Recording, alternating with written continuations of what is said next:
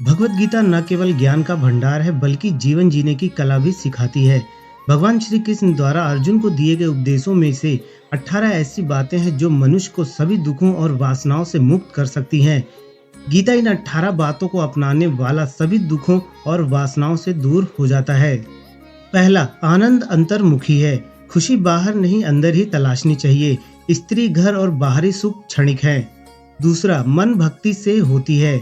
भगवान की उपासना केवल शरीर से नहीं मन से भी करनी चाहिए। तीसरा, वासना बंधन का कारण है। मनुष्य की वासना ही उसे बार बार जन्म लेने के लिए बाध्य करती है। वासनाओं पर नियंत्रण ही मुक्ति का द्वार है। चौथा, इंद्रियों पर नियंत्रण। इंद्रियों के वश में ना होने से ही मनुष्य के जीवन में विकार और परेशानियां आती हैं। इंद्रियों पर नियंत्रण ही सच्चा जीवन है। पांचवा है सत्संग से गुणों का विकास।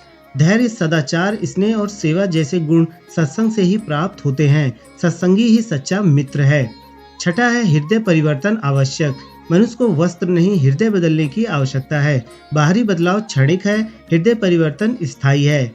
सातवां है पाप का फल। जवानी में किए गए पापों का फल बुढ़ापे में भोगना पड़ता है। पाप से दूर रहना ही बुद्धिमानी है। आठवां है गाय का महत्व। भगवान ने जिसे संपत्ति दी है उसे गाय अवश्य रखनी चाहिए। गाय का पालन पोषण पुण्य का कार्य है।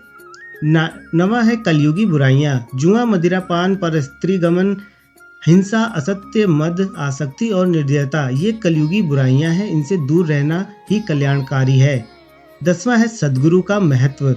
अधिकारी शिष्य को अद्गुरु अवश्य मिलता है। सद्गुरु का मार्गदर्शन जीवन को सफल बनाता है। 11वां है ईश्वर ही एकमात्र सच्चा।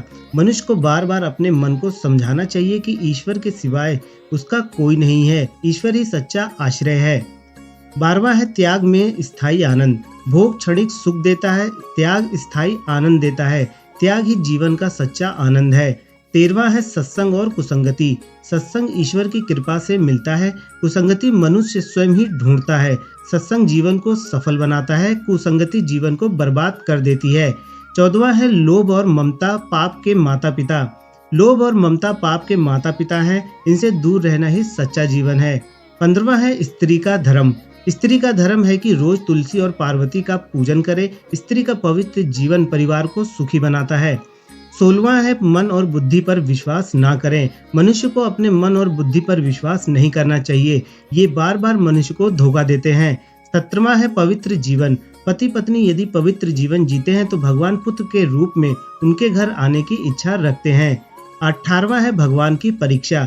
भगवान इन सभी कसौटियों पर कसकर जांच परख कर ही मनुष्य को अपनाते हैं। दोस्तों, अगर ये वीडियो आपको पसंद आई है तो हमारे चैनल को जरूर से सब्सक्राइब करें। धन्यवाद।